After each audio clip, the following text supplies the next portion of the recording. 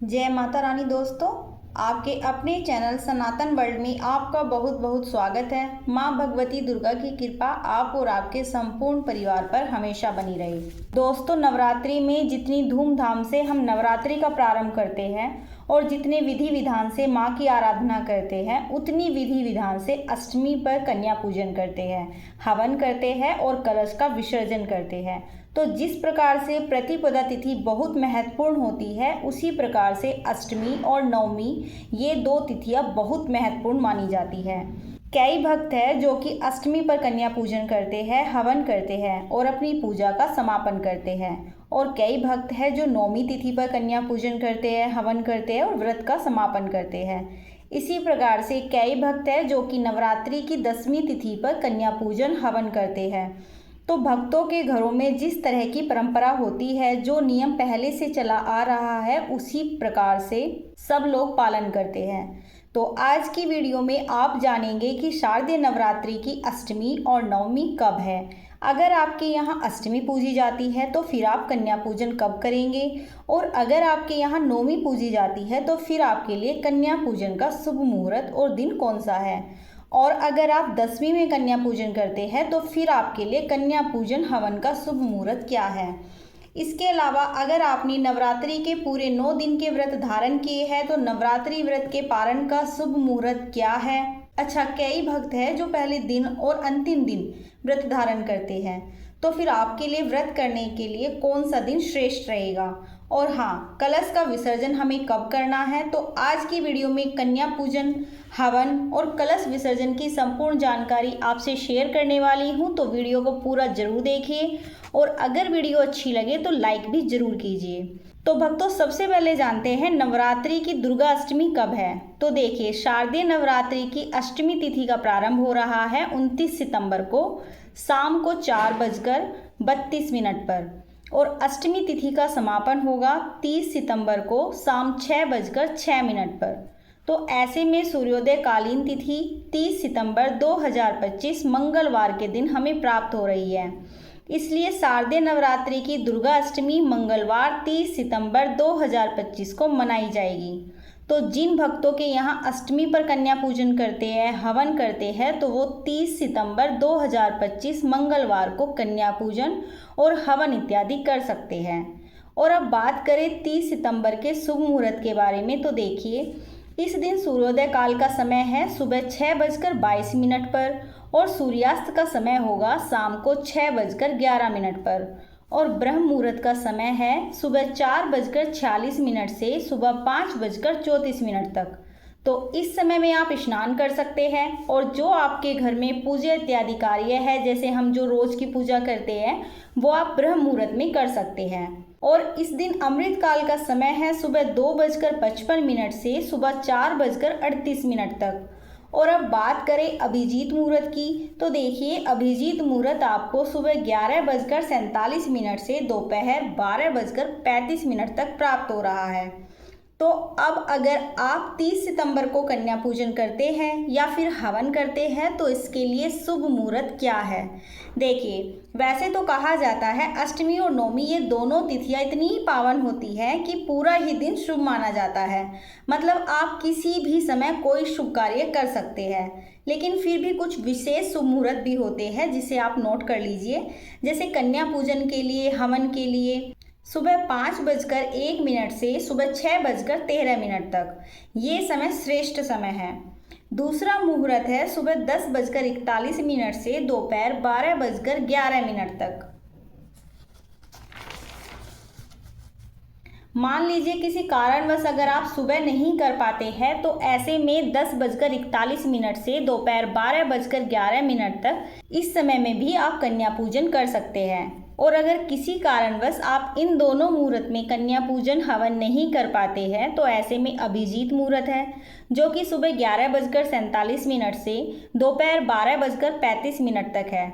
इस समय में भी आप कन्या पूजन कर सकते हैं। तो ये तीनों विशेष मुहूर्त है 30 सितंबर 2025 के, लेकिन इसके अलावा भी आप किसी भी समय कन्या पूजन हवन कर सकते हैं। बस एक चीज़ का ध्यान रखिए, राहु काल में कोई भी शुभ कार्य प्रारंभ नहीं कर सकते हैं। तो 30 सितंबर को राहु काल का समय है दोपहर 3:14 से शाम को 4:42 तक। इस समय में कोई भी शुभ कार्य आपको प्रारंभ नहीं करना है। तो अगर आप अष्टमी के दिन कन्या पूजन कर रहे हैं तो आप 30 सितंबर को कन्या पूजन करेंगे।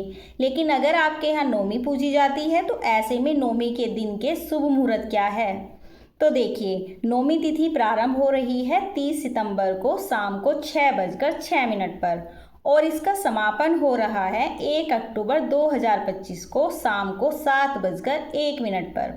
तो सूर्योदय कालीन तिथि में 1 अक्टूबर 2025 को शारदीय नवरात्रि की महानवमी मनाई जाएगी और 1 अक्टूबर 2025 को बुधवार के दिन सूर्योदय काल का समय है सुबह 6:22 पर और सूर्यास्त का समय होगा शाम को 6:10 पर। और इस दिन ब्रह्म मुहूर्त का समय आपको प्राप्त हो रहा है सुबह 4:46 से सुबह 5:34 तक। अमृत काल का समय है सुबह 2:30 से सुबह 4:10 तक। बुधवार का दिन है तो अभिजीत मुहूर्त इस दिन नहीं रहेगा, तो ऐसे में सुबह की पूजा आप ब्रह्म मुहूर्त में कर सकते हैं या फिर सुबह सूर्योदय के समय कर सकते हैं। बात करें कन्या पूजन के शुभ मुहूर्त की तो देखिए, बुधवार के दिन 1 अक्टूबर को सुबह 8:06 से पूरे दिन रवि योग रहेगा, जिसे बहुत ही शुभ माना जाता है।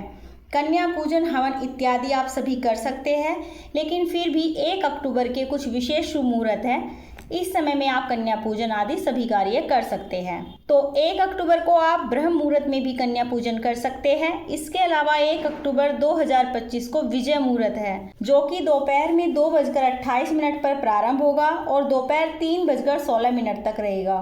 विजय मुहूर्त में कन्या पूजन, हवन आदि सभी कार्य कर सकते हैं। इसके अलावा पूरा दिन शुभ है, पूरे दिन में किसी भी समय कन्या पूजन और हवन कर सकते हैं। तो समय को लेकर परेशान नहीं होना है, बस ये समझ लीजिए कि अगर अष्टमी पर, नवमी पर आपको कन्या पूजन करना है तो पूरा दिन शुभ है। बस राहु काल का ध्यान रखिए। और 1 अक्टूबर को राहु काल का समय है दोपहर में 12:16 से दोपहर 1:44 तक। इस समय में आपको शुभ कार्य प्रारंभ नहीं करना है। और अब जानते हैं कि अगर आप नवरात्रि में पहले दिन और अंतिम दिन व्रत करते हैं तो फिर आपको व्रत कब करना है और व्रत का पारण कब करना है। देखिए, पहले दिन का व्रत तो पहले ही दिन हम करते हैं और बात करें अंतिम दिन की तो ये आपके परिवार में जिस प्रकार से अंतिम दिन की पूजा का विधान होता है उसी प्रकार से आप व्रत धारण करते हैं। जैसे कि अगर आपके यहाँ अष्टमी पूजी जाती है तो फिर आप सप्तमी को व्रत करते हैं और फिर अष्टमी को कन्या पूजन, हवन इत्यादि करके व्रत का पारण कर लेते हैं।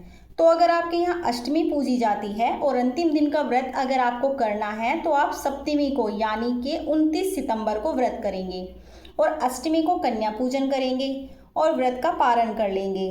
और अगर आपके यहाँ नौमी पूजी जाती है और आपको पहले दिन और अंतिम दिन का व्रत धारण करना है, फिर आप 30 सितंबर को आप अंतिम दिन का व्रत धारण करेंगे और 1 अक्टूबर को नौमी तिथि पर आप कन्या पूजन करेंगे और हवन इत्यादि सभी कार्य करके व्रत का पारण कर सकते हैं। अब कई भक्त हैं जो पूरे 9 दिनों का व्रत धारण करते हैं, तो ऐसे में व्रत का पारण कब करें? देखिए, अगर आप 9 दिन का व्रत धारण करते हैं तो पहले दिन प्रारंभ करते हैं, फिर हम प्रतिपदा तिथि से लेकर नौमी तिथि तक मतलब पूरी नवरात्रि व्रत धारण करेंगे।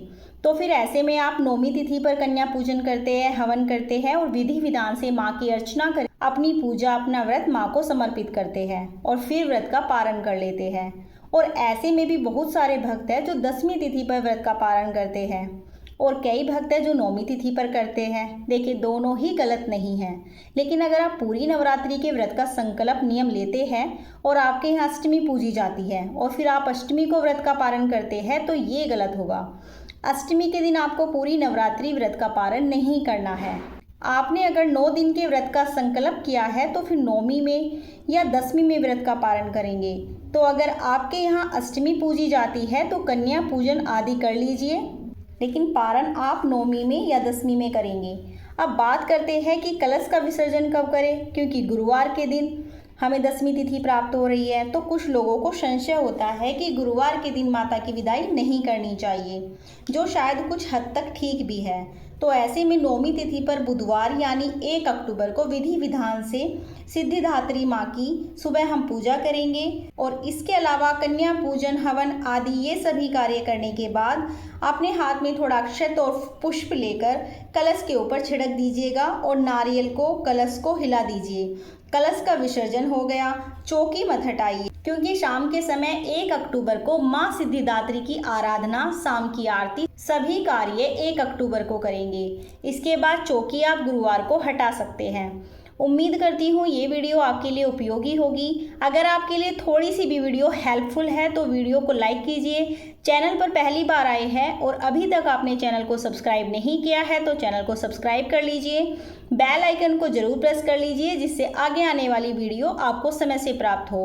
मिलती हूँ मैं आपसे अगली वीडियो में, तब तक के लिए जय माता दी।